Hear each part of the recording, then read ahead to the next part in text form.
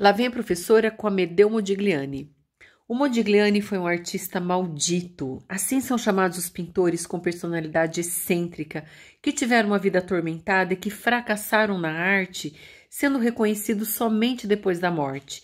Ele era um judeu italiano e chegou a Paris, que era a meca das artes no início do século XX, em 1906, aos 22 anos. Como ele era muito sedutor, autêntico, carismático, logo se enturmou, fez amizade com Picasso, Kisling, Sottini e entrou em contato com a moderna arte do Cézanne e com a proposta de diferentes vanguardas, mas ele não se enquadrou em nenhum movimento e se negou veementemente a assinar o Manifesto Futurista, que propunha, entre outros, destruir museus e bibliotecas. Ele ficou indignado. Isso porque ele vinha da tradição da escola italiana. Ele estudou arte em Florença, em Veneza e admirava, reconhecia a importância dos mestres do passado. Os seus trabalhos, em geral, misturavam elementos do clássico com as vanguardas do momento. Mesmo com estilo próprio, inicialmente ele se inspirou no Toulouse-Lautrec, e alguns propõem que ele pertenceu à chamada Escola de Paris, que é um termo controverso designado para tratar artistas de talento, mas de origem não francesa. As máscaras africanas entraram em cena na Europa no século XIX e o seu apelo exótico, os elementos primitivos e tribais encantaram diferentes artistas. A sua influência é nítida nas esculturas do Modigliani. E ele também se inspirava no escultor romeno Brancusi, que propunha o entalhe diretamente sobre a pedra e a simplificação da forma. Mas por volta de 1914 ele foi obrigado a abandonar a escultura por causa do agravamento na sua tuberculose. É muito esforço para você esculpir diretamente na pedra. Gente, desde criança o Modigliani teve vários problemas de saúde. Ele teve tifo na infância, nunca se recuperou totalmente e nunca foi de fato uma pessoa saudável. Então ele passa a se dedicar à pintura como se ele esculpisse, porque ele constrói a forma, constrói o volume por meio da cor. Ele dá ênfase aos retratos e os rostos lembram as máscaras africanas. Isso tem um sentido simbólico porque a gente se esconde por trás das máscaras e o Modigliani buscava sempre revelar a alma das coisas, a alma das pessoas. A sua pintura tem uma forma sólida e é sempre bidimensional. E apesar de toda a tragédia na sua vida pessoal, da tristeza, da doença e dos fracassos, a pintura dele é leve, elegante, original, livre.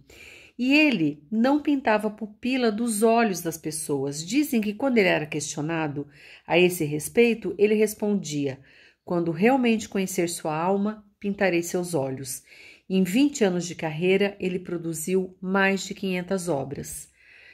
Seus nus foram muito polêmicos. Em 1917, a sua única exposição foi fechada pela polícia. Foi um escândalo, porque as mulheres estavam nuas em pelo, sem nenhum adorno ou disfarce para suas partes pudendas, e elas olhavam diretamente de uma forma provocante para o observador. Então, a moral da época não permitia tanto abuso.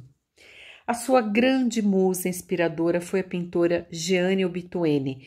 Ela estudava desenho quando se conheceram e se apaixonaram perdidamente. Foram morar juntos, ela tinha 17 anos, ele 31, e a família dela nunca aceitou a situação. Eles passaram muita necessidade, dificuldade, viveram na miséria, porque o Modigliani não vendia os seus trabalhos. E apesar de tudo isso, ele sempre pintou a Gianni muito bela, suave e esguia. Mas com a saúde debilitada pelo abuso do álcool e do haxixe, ele morreu muito jovem, aos 36 anos. No final da sua vida, dizem que ele estava sempre muito bêbado, muito chato, muito abatido. E as brigas e os escândalos do casal eram uma constante. Quando recebeu a notícia da morte do marido, a Gianni ficou transtornada. No dia seguinte, gente, ela se atirou de costas do quinto andar do apartamento de seus pais. Detalhe, ela estava grávida pela segunda vez no 9º mês de gestação. Foi uma tragédia.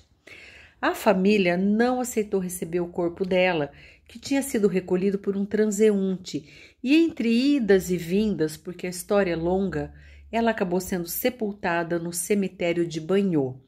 E após quase uma década, sua família permitiu que seus restos fossem trasladados para junto da sepultura do Modigliani, que está lá no cemitério de Père-Lachaise, em Paris. Considera-se que se o Modigliani tivesse vivido, ele teria sido reconhecido e teria feito muito sucesso. A tragédia que envolveu a morte do casal, gente, vejam a ironia, impulsionou imediatamente as vendas do seu quadro, dos seus trabalhos. E em 2010, uma escultura em pedra calcária foi leiloada pela Christie's por 95 milhões de dólares. Em 2018, seu nu reclinado foi leiloado por 157 milhões de dólares. A filha sobrevivente, que tinha o mesmo nome da mãe, Jeanne, tinha 1 ano e 2 meses quando ficou órfã.